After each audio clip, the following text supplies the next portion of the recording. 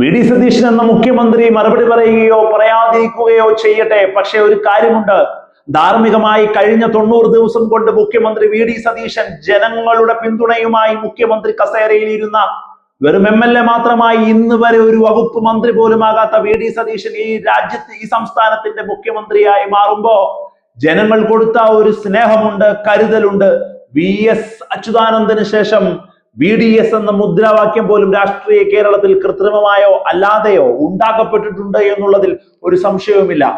V D Satheesan മെറ്റയിൽ യാതൊരു തരത്തിലുള്ള കൈകടത്തലുകളും ഉണ്ടായിട്ടില്ല, മാധ്യമ സ്വാതന്ത്ര്യത്തിൽ കൈവച്ചിട്ടില്ല എന്ന് പറയുമ്പോ മെറ്റ കൊടുക്കുന്ന ആൻസറുകൾ ഈ നാടിന്റെ കുഞ്ഞു കുട്ടികൾക്ക് പോലും മനസ്സിലാവുന്ന രീതിയിലുള്ളതാണ് എന്നുള്ളതാണ്. പ്രാദേശികമായ ഇടപെടലുകൾ, പ്രാദേശികമായ ചോദ്യങ്ങൾ, അതിൽ നിന്നാണ് ഞങ്ങൾക്ക് അത് പിൻവലിക്കേണ്ടി വന്നതെന്ന് മെറ്റ വീണ്ടും വീണ്ടും വീണ്ടും ആവർത്തിക്കുമ്പോ രാഷ്ട്രീയ കേരളത്തിന്റെ മുമ്പിൽ നഗ്നനായി നിൽക്കുന്ന വ്യക്തിയുടെ പേര് വി ഡി സതീശൻ.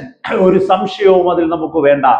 എന്തുകൊണ്ടാണ് വി ഡി സതീശൻ ഇങ്ങനെ വസ്തുതാപരമായി കള്ളങ്ങൾ പറയുന്നത്, ഡേറ്റകൾ നിരത്തി കള്ളങ്ങൾ പറയുന്നത്? പലതരത്തിലുള്ള കള്ളങ്ങളും കള്ളത്തരങ്ങളും പറയാൻ കഴിവുള്ളവരെ നമ്മൾ കണ്ടിട്ടുണ്ട്. പക്ഷേ വി ഡി സതീശൻ സ്റ്റേറ്റ്മെന്റുകൾ ഇറക്കി കൃത്യമായി എവിഡൻസ് വെച്ച് ഡോക്യുമെന്റുകൾ വെച്ച് കള്ളം പറയുന്നു.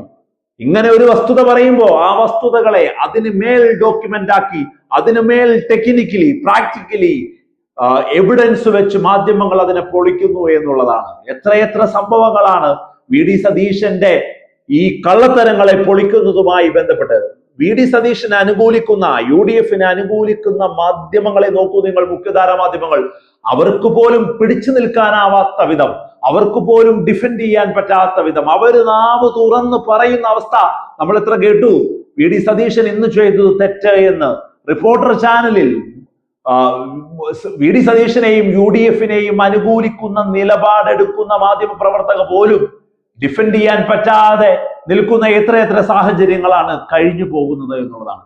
വി ഡി സതീശൻ UDF ഒരു തലവേദനയാകുന്നു എന്നുള്ള ക്യാപ്ഷനിൽ നിന്ന്, അടിക്കുറിപ്പിൽ നിന്ന് കേരളം മാറി സഞ്ചരിക്കേണ്ടിയിരിക്കുന്നു. വി ഡി സതീശൻ തലവേദനയാകുന്നത് അദ്ദേഹത്തെ വിശ്വസിച്ച നിഷ്പക്ഷരായ ജനങ്ങൾക്ക് കൂടിയാണ്. 90 ദിവസം കൊണ്ട് എങ്ങനെയാണ് ഇങ്ങനെ ആവാൻ സാധിക്കുക? 90 ദിവസം കൊണ്ട് 4.25 കൊല്ലം ഇനി ഈ നാട് ഭരിക്കേണ്ട മുഖ്യമന്ത്രിയാണ് അദ്ദേഹം. ഈ നാടിനെ ചേർത്ത് നിർത്തേണ്ടത് എവിടെയൊക്കെയാണ്? ഇനിയും ഉണ്ടാകുന്ന വലിയ ദുരന്തങ്ങളിൽ, ഈ നാടിന്റെ പ്രതിസന്ധികളിൽ, ക്രൈസിസുകളിൽ, ഈ നാടിന്റെ ഒരു ആവശ്യം വരുമ്പോ, ആഘോഷം വരുമ്പോ, സങ്കടം വരുമ്പോ, സമാധാനം വരുമ്പോ ഒക്കെ ഈ നാട് കേൾക്കേണ്ട, ഈ നാട് അനുസരിക്കേണ്ട വി ഡി സതീശൻ എന്ന മുഖ്യമന്ത്രിയാണ് ക്രെഡിബിലിറ്റി ഇഷ്യൂവിന്റെ പേരിൽ ചർച്ചകൾക്ക് വിധേയനായിക്കൊണ്ടിരിക്കുന്നത്. ഇതുപോലെ ഒരു മുഖ്യമന്ത്രിയെ ഇതുപോലെ ഡൗൺഗ്രേഡ് ചെയ്യപ്പെട്ടുള്ള ഒരു കാലഘട്ടം കേരള രാഷ്ട്രീയത്തിൽ ഉണ്ടായിട്ടുണ്ടോ?